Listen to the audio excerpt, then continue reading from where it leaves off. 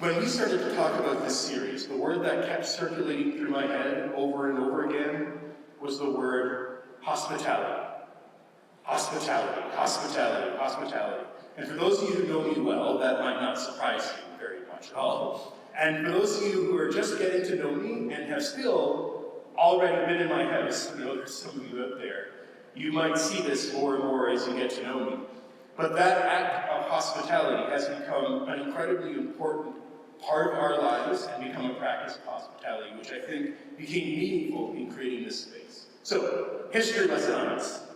In 2011, we got involved in a new church idea of planting house churches in our neighborhoods and those churches being close supporting networks for the people involved and reaching out to the neighborhoods that they're in and then also worshiping together as a whole.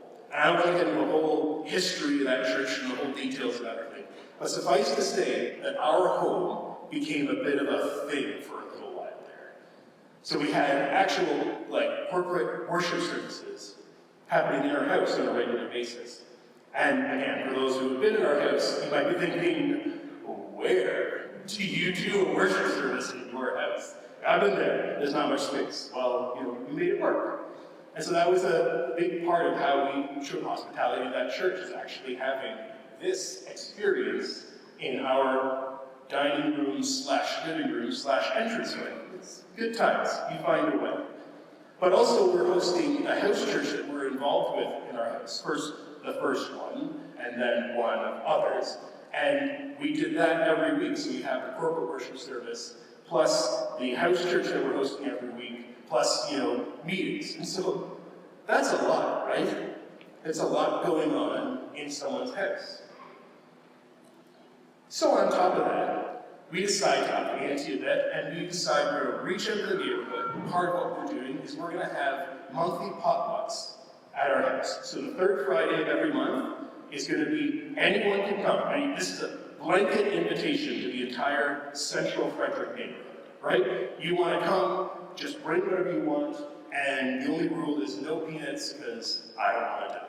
So just blanket invitation, come on over. Sometimes we would have 8 people come, and that was great. Sometimes we would have 35 to 40 people come, and you figure it out. You do what you need to do. Sometimes we know everyone who's there. Sometimes not so much.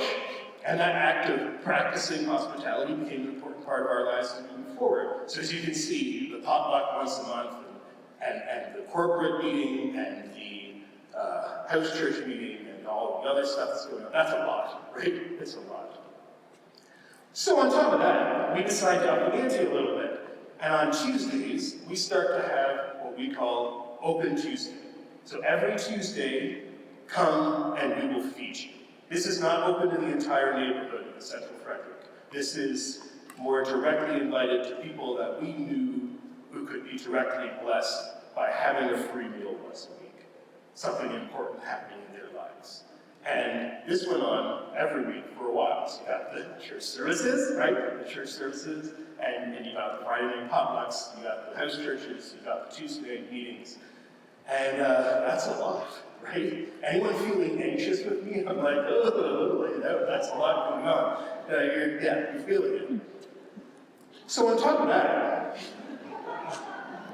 we're involved in some reach out to the downtown, doing meals at the Rayford Community Center, and some other basic things going on, like I fill my pocket with a bunch of grocery store gift cards, head to downtown and just talk to people and hand them out, something basic like that. So we got to know several people experiencing homelessness in the downtown, which did lead to multiple occasions where last minute there's someone experiencing homelessness staying in our house for a night or two so they have a safe place to be.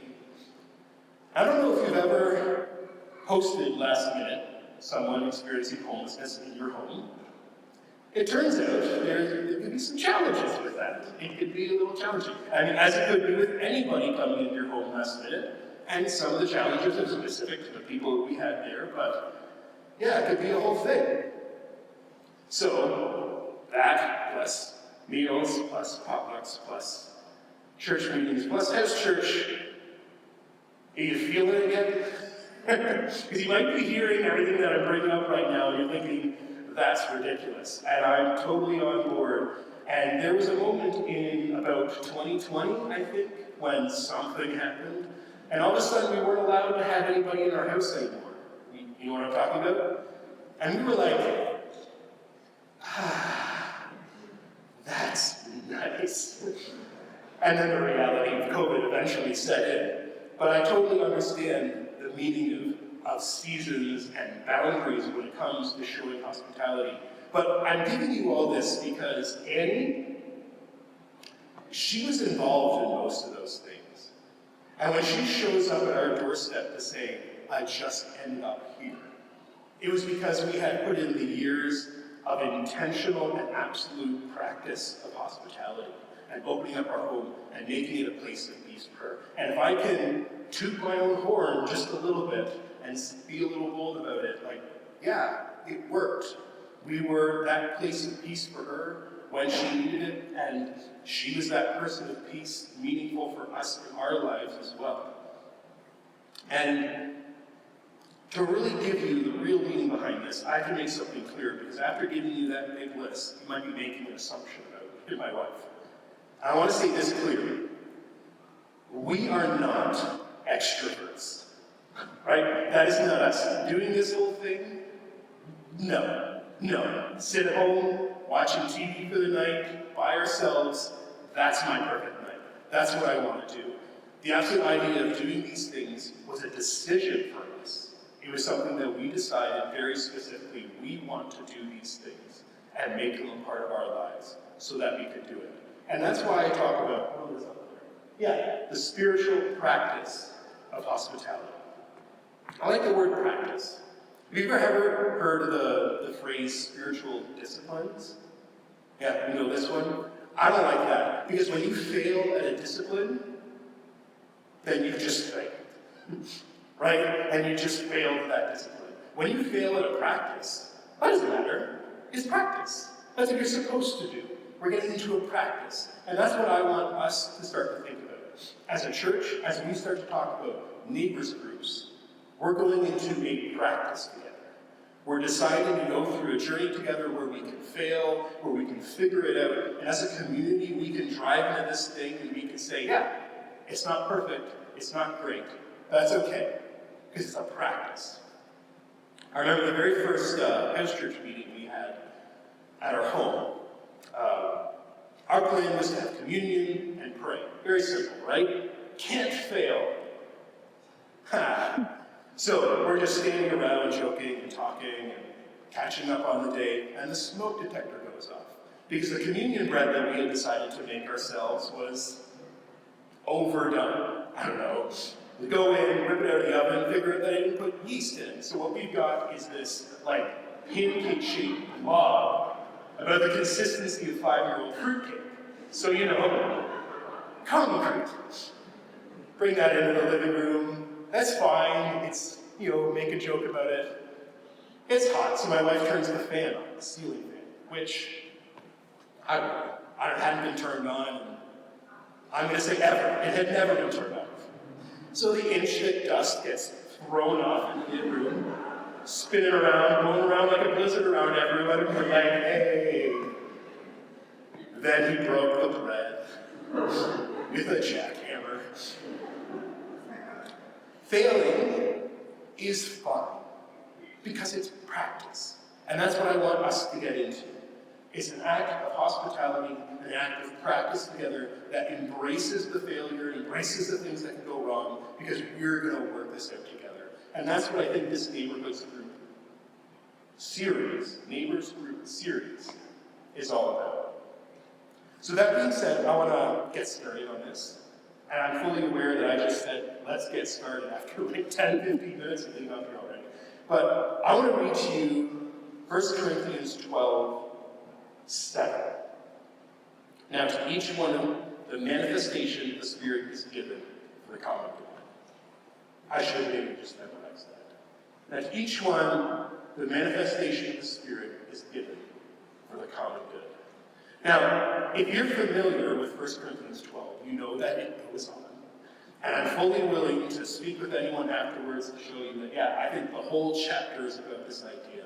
But this gives you, it's one of my absolute favorite descriptions of this one consistent idea through Scripture, that God makes a place in us. As individuals and as a community, he comes into us and he is there with us. You think about it, all the way back to Genesis, when God creates humans and he breathes his breath into these people and physically brings his spirit, the word ruach there, my favorite Hebrew word, it's a fun one, ruach. That breath, spirit of God goes in, and when that enters human beings, that's when we become fully people. This idea of God being in us and fully in us. Paul, in another passage, talks about how we are a temple dedicated to God. And that idea of a temple in our modern day brains doesn't immediately go to the ancient idea of a temple, which was to say, that's where God is. Like we think about God as being everywhere and in everything. They thought of God as in the temple. And Paul says, you are the temple. Right? God is in us. He is a part of us. Even communion, you take the bread, you take the juice, or the cracker and the wine, or the whatever you're using, doesn't matter, because you say, this is his body, this is his blood, and we consume them together. And yeah, it sounds weird. It sounds weird when you say it out loud like that. But we bring Christ in, and he becomes a part of who we are in us and in our lives. And you can see where this, I hope you can see where this is going in terms of hospitality. We show hospitality to the divine in ourselves. We become that place where God comes and rests, and we show hospitality to the divine. And that's how important hospitality is. It's not this like one thing you talk about on one Sunday. It's the basic practicing of how we interact with God completely. We give host to God. He comes and lives in us. And if we host God in and of ourselves, how could we not show it to each other? That becomes a basic, absolute calling. There's a couple of important things with that. First of all, it means that in me, the best thing that I have to give any of you is God from me. Right? Because anything about me is not as good as that thing that I could give. Which is a humbling idea, right? That the best thing that I can give is not actually myself. But on the other side of that coin is the basic idea that I am enough for the divine to find a place. And if I am enough for God and me, then I'm enough for you. And you're enough for others. And you have enough to offer. And I think that that's an important idea, because I think that many people go through life thinking that they don't have enough to offer in terms of hospitality. Their house not being big enough, or not nice enough, or they can't feed all these people because they don't have enough. You are enough. If you're enough for the divine, then you're enough for others. And hospitality is not what you can give people anyway. It's not an act of giving that up. It's an act of who you are in being peace to others and accepting peace and creating your space to be peace for other people. And this leads into the core passage this morning. And I want in Luke 10, it says, after this, the Lord appointed 72 others and sent them 2 by 2 ahead of him to every town and place to where he was about to go. He told them, the harvest is plentiful, but the workers are few. Ask the Lord of the harvest, therefore, to send out workers into his harvest field. Go.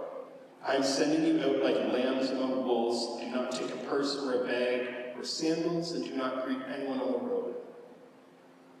When you enter a house, first say peace to this house.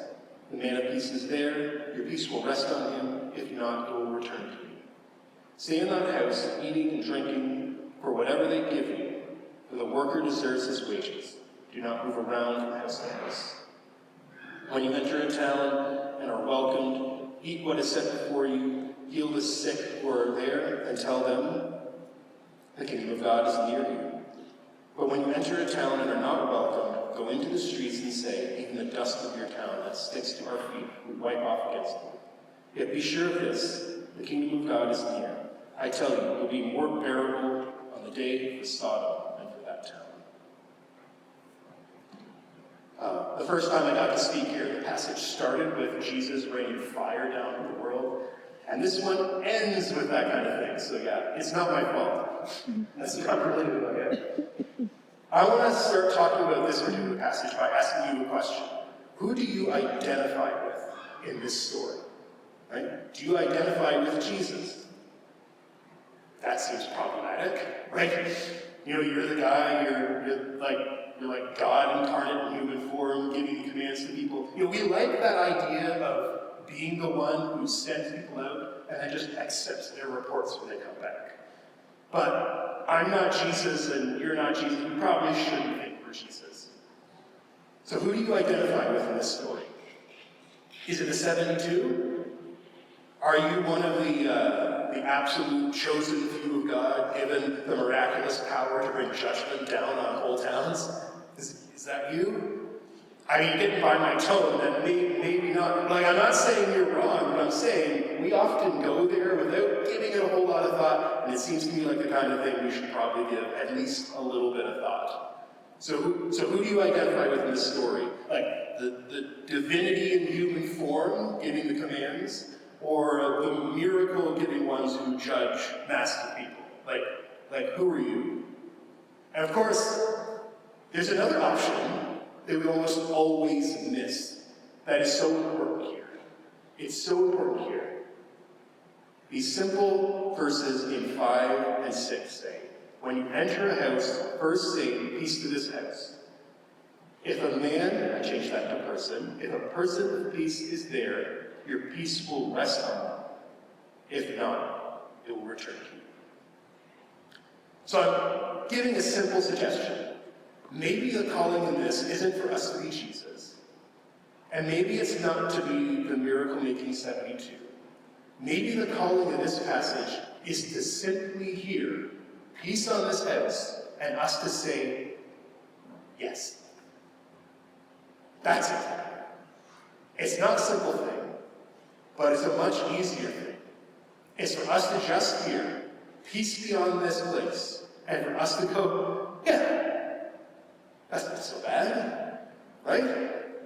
We can do that. That's easy. That's not so bad. What if the calling is simply to hear peace and accept it and respond? And I think that's what hospitality is. It's being a place of peace in someone's life, accepting the peace that they bring, and being sure that you give it to them. So where do we go with this? Right? What does this mean when we're talking about neighbors groups? Right? Because I'm not going to come up here and tell you all the steps about how hospitality is going to make neighbors groups amazing. And I'm going to tell you exactly how we're going to do that. Because I genuinely don't think that's why I was invited up here. Unless you want me to do that. She's slightly shaking her head no. Right? We're not supposed to do that. That's not what's going to happen. I really believe that this is a discussion we need to have, that this is a journey we need to go through together to make it our own. I'm not going to tell you how this is going to work, but this is something that I know for sure. Whatever we do when it comes to neighbors groups, whatever it looks like, whatever its form it's taking, hospitality has to be a part of it. Because if we can't say peace on this place and accept it, what could we possibly be doing that's meaningful? Hospitality has to be at the core of what it could be. And from here we could go a million different ways, because there's, that problem where this is a sermon, not a series on hospitality. We can't hit all the phrases there. We could talk about COVID anxiety, the stress and the true fears of what COVID may be, and how that impacts hospitality and how it looks. That would be an important discussion to have. We could talk about how hospitality can't possibly be done alone. Well, one of the great things about the potlucks and the dinners and house churches and everything like that was when people would come alongside us, and people who didn't live in our home were performing hospitality in our home with us. And we could do a whole thing on that. But I think that the big message for today is simple, that hospitality is one, a practice. one in which we can fail at over and over and keep learning from. And secondly, that it's an act of accepting and inviting peace into ourselves. And those two things work together. But there's one more thing I want to bring up. I'm going to start that with a story. Years ago, when I was a much younger man, I used to teach swimming lessons. And still to this day, one of my absolute favorite jobs of all time. It's just good. I teach everyone from like the little kids who are just learning for the first time, up to like the old retirees who are just learning for the first time, up to the like lifeguard, life-saving courses. I did all that. And my favorite is the little kids, the 3 to 6 year olds. And the reason is because I can be just an absolute idiot. And like they love it. They're just laughing and giggling, and I can be a silly idiot, and it's just me doing a good job because they love me being a silly idiot. And my favorite thing, my specialty, is getting these kids to put their head under the water for the first time. Who here has put their head underwater on purpose? Yeah.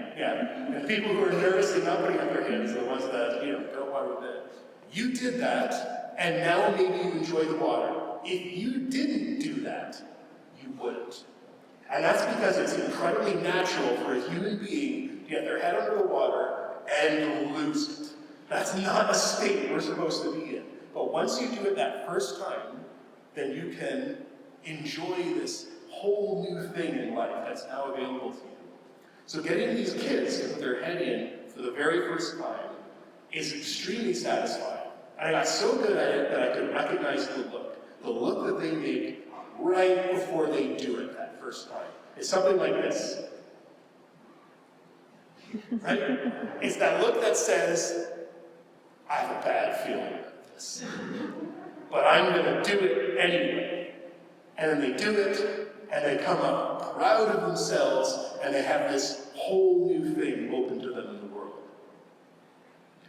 And so my last little idea to you today is to try to embrace the discomfort.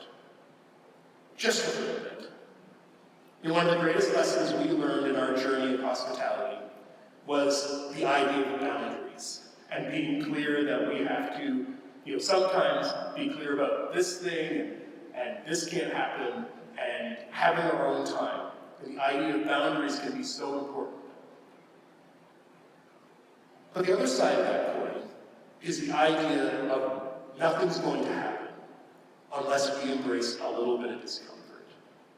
And for you, embracing a little bit of discomfort may be inviting a friend for tea for 1 hour, one time.